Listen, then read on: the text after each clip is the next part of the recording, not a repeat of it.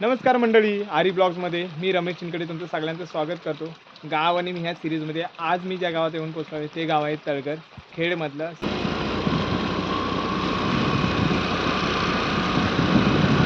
गावाकडच्या आणि कोकणातल्या अशा व्हिडिओ बघण्यासाठी नक्की आपल्या चॅनलला सबस्क्राईब करायला विसरू नका. हा जो मेन रोड माझ्या मागे तुम्ही बघताय त्याला लागूनच एक पाण्याचं ठिकाण आहे, पंदल म्हणतात, आणि ती खूप वर्षापासून आहे. आणि त्याच्या बाजूला एक विठ्ठल मंदिर आहे छोटंसं, तुम्ही वरती बघू शकता जर तुम्हाला दिसत असेल तर. आणि इकडे वरतीसुद्धा एक मंदिर आहे, ते गणेशाचं आहे. मी आता ब्राह्मणवाडीत आहे तळघरच्या. तर बघूया आपण वरती जाऊन की कसं आहे, ठीक आहे. आणि इथे कोणातरी विचारूया की ह्याच्या मागे काही इतिहास आहे का, किंवा कधीच आहे वगैरे काय नाही. आणि हे जे पाणी आहे समोरनं त्या साईडनी येतं आहे.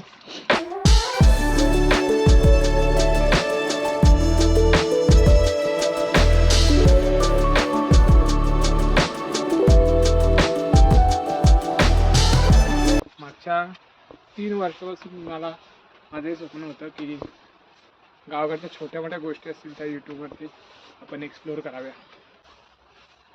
मित्रांनो, जुनी दगडात कोरलेली मूर्ती आहे, खूप छान असं गणेशाचं मंदिर आहे. हे गणपती नामं लिहिलेलं.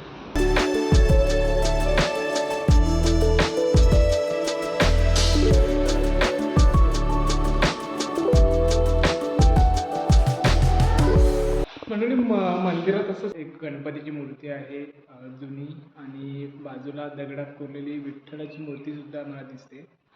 मगाशी आपण जो पाण्याचा झरा बघितला त्याच्यावरती जस्ट हे मंदिर आहे. हां, हे विठ्ठलाचंच मंदिर आहे अंदाज.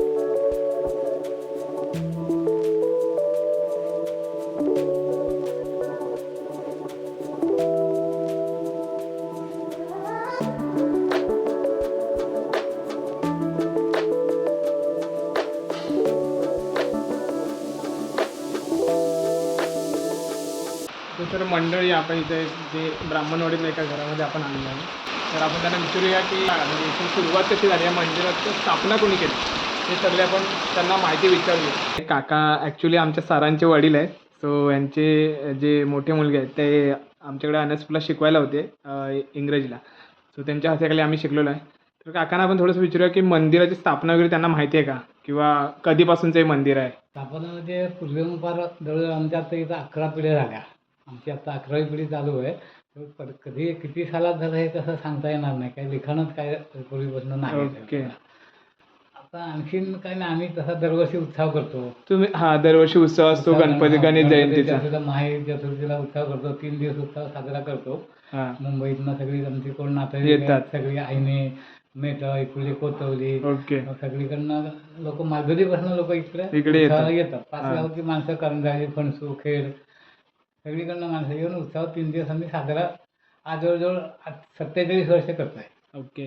पंदल आहे, पाणी जे आहे ते ते खूप अगोदरपासून, कधीपासून लोक इथे आल्यापासूनच ते पाणी इथं आहे. ओके. म्हणजे तिथून ते पाणी आटलेलं अजूनही आदत नाही. उन्हाळा आला तरी बारीक अगदी करंगळीसारखं परत राहतं. मित्रांनो, पाण्याचा प्रवाह जरी उन्हाळ्यात छोटा झाला तरी पाणीचा प्रवास खूप मोठा आहे. तर काकांना थँक्यू देऊया, कारण त्यांनी आपल्याला थोडंसं काय नाही मार्गदर्शन केलं.